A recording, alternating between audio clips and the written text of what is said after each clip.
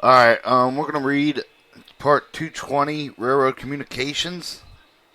Subpart B, Radio and Wireless Communication Procedures. 22021, Railroad Operating Rules, Railroad Communications Record Keeping. 220-223, Publication Railroad Information. 220-225. 220-25, Instruction, Operational Testing, and Employees. 220-27, Identification. 220-29, Statement of Letters and Numbers, Radio Communications. 220-31, Initiative Railroad Transmission. 220-33, Receiving a Railroad Transmission. 220-35, Ending of Railroad Transmission. 220-37, Testing Railroad Wireless Communication Equipment. 220-38, Communication Equipment Failure. 220-39, Continuous radio monitoring. 220-41, Reserved. 220-43, Railroad Communication consistent with federal regulations, railroad operating rules. 220-45, Railroad Communication shall be complete. 220-47, Emergency Railroad Transmission. 220-49, Railroad Communication used in shoving back and pushing movements. 225-51, Railroad Communication signal indication. 220-61, Railroad Transmission of mandatory directives.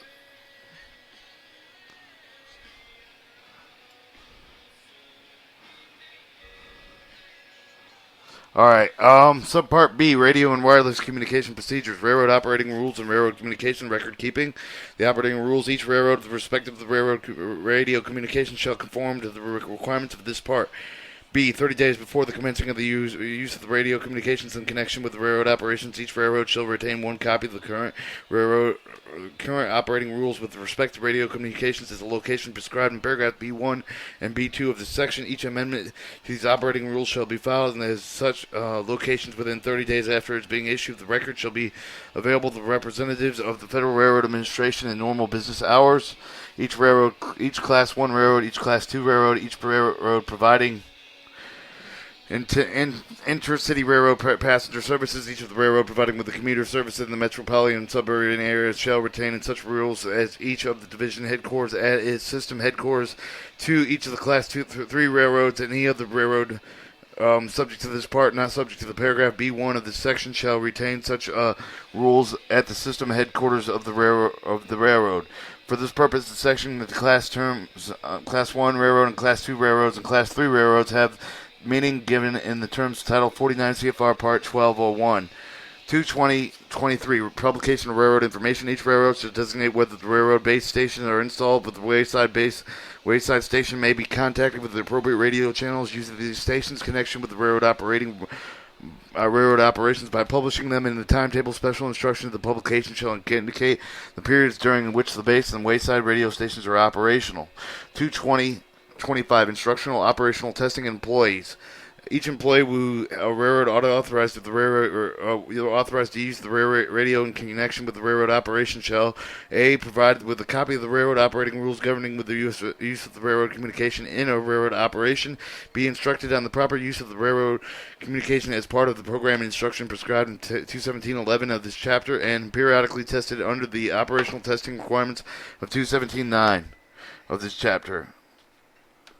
2027 identification. Except as provided by the paragraph C of this section, identification of each wayside base yard station shall include at least the following minimum elements stated in the order listed. None of the name of the railroad abbreviated with the name or the initial letters of the railroad may be used where the name of the initials are general usage of the understanding of the understood by the railroad industry, and name of the location office and other unique designations, except for as provided in paragraph C of this section. Identification of each of the mobile stations will consist of the following elements stated in order as listed. Name of the railroad and abbreviated name, initial letters of the railroad may be used whether the name of the initial letters are in general usage and are understood by the railroad industry. Train name and number, if one has been assigned, and other appropriate unit designations where necessary with the word or locomotive of the motor car and the unique identifier which indicates the listener to that precise mobile transmission station.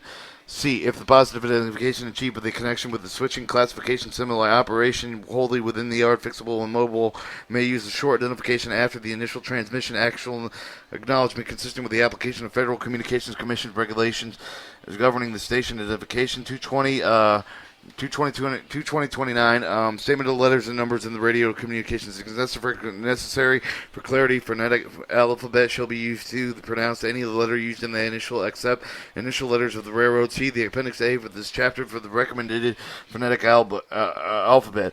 B, a word which needs to be spelled in clarity, such as the station name, shall be pronounced and then spelled, and if necessary, the word shall be spelled again using a phonetic alphabet. C, numbers shall be spoken by a digit, except for the exact multiples of the hundreds of thousands may be tested as such. The decimal point shall be indicated with the words decimal, dot, or point. See appendix of the B on this part and recommended guide to the pronunciation of the numbers.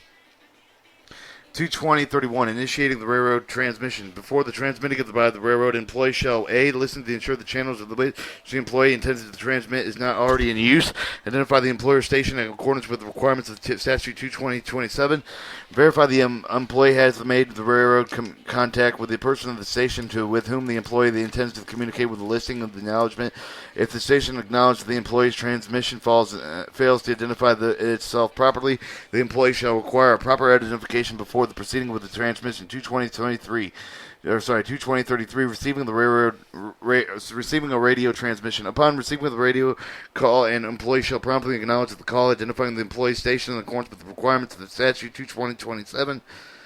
Standing by the receiving the employee need not to attend the radio during the time that would be interfere with the immediate duties relating to the safety of the railroad operations. And B, an employee who receives the transmission shall repeat to the transmission party unless communication 1 relates to the yard switching operations, 2 the record message for any of the automatic alarm devices in general the nature of does not contain the information instruction in the device which could affect the safety of the railroad operation. All right, 22035, ending of the railroad transmission. Ending a radio transmission, except for the transmission relating to the yard switch operations at the close of each of the transmission to which a response is expected. The transmission employee shall say over to indicate the receiving the employee that the transmission has ended. Except for the transmission relating to the yard switching operations at the close of each of the transmission to which no response is expected, the transmitting employee shall state the employee's identification followed by the word out or to indicate with the receiving employee for the exchange of the transmission is completed. 22037, testing radio and wireless communication equipment. Each radio and all primary redundant wireless communication equipment used under the statute 229 and 22011 shall be tested as soon as practicable to ensure the equipment and the functions as intended to be prior to the commencement of the work assignment. B, the testing of the radio shall consist of an exchange of the voice of the transmission with any of the radio. The employee receiving the transmission shall advise the employee to conduct the test of the clarity of the transmission. 22038, communication equipment. Any radio or wireless communication device found not in the function as intended for the testing pursuant to statute 22037 shall be removed from the service of the dispatcher or other employee designated by the railroad shall be so notified as soon as practical. B, if the radio or wireless communication device fails in the controlling of locomotive en route, the train may continue until the next the next calendar date inspection, the nearest forward point where the radio or wireless communication device can be repaired or replaced.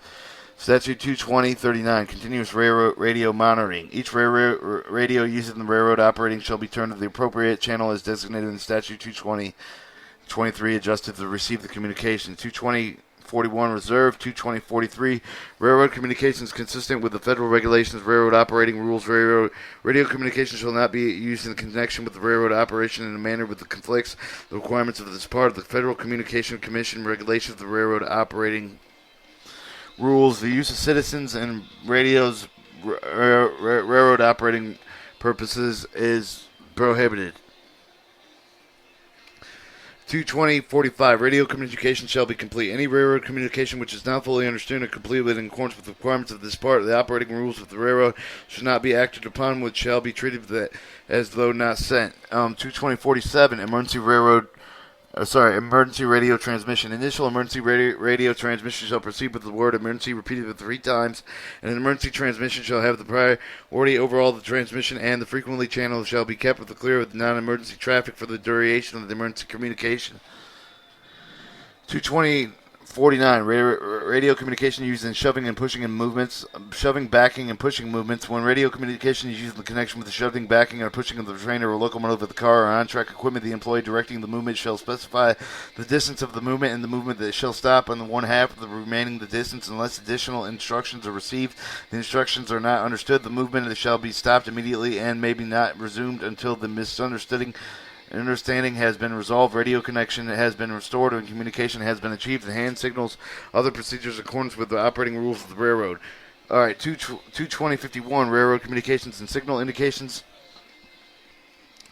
No information may be given by the railroad to a train engine crew with the position aspects displayed on the fixed signal. However, a radio may be used in the train crew member to communicate with the information after the position aspect displayed on the fixed signal to the other members of the same crew, except as provided with the railroad operating rules. Railroad radio communications shall not be used to convey the instructions which would have to affect the overriding indication of the fixed signal. 22061, radio transmission mandatory directives. Each mandatory directive may be transmitted by the railroad only authorized by the railroad operating rules. The directive shall have the transmitted in accordance with the railroad operating rules and requirements of this part.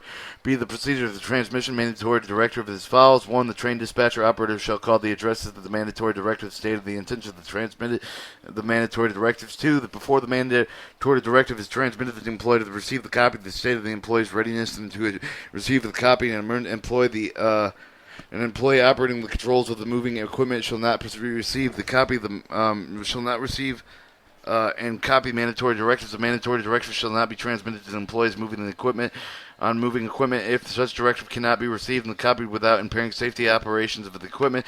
3, a mandatory directive shall be copied in writing and the receiving of the employee in the format prescribed in the railroad's operating rules.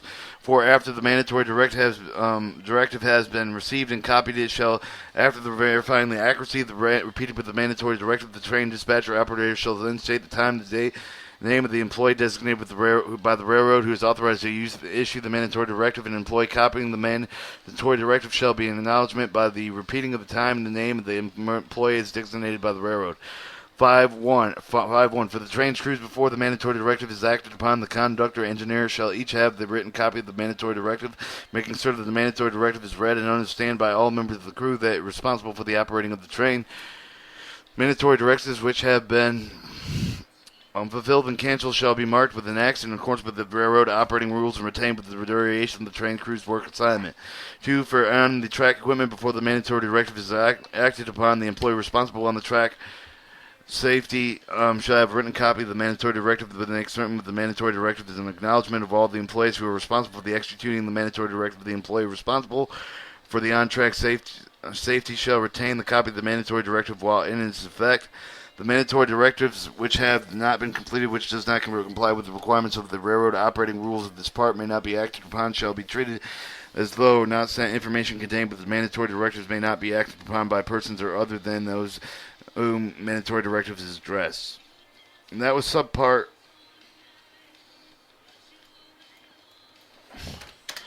Once again, that was subpart B of part 220, radio communications, radio wireless communications.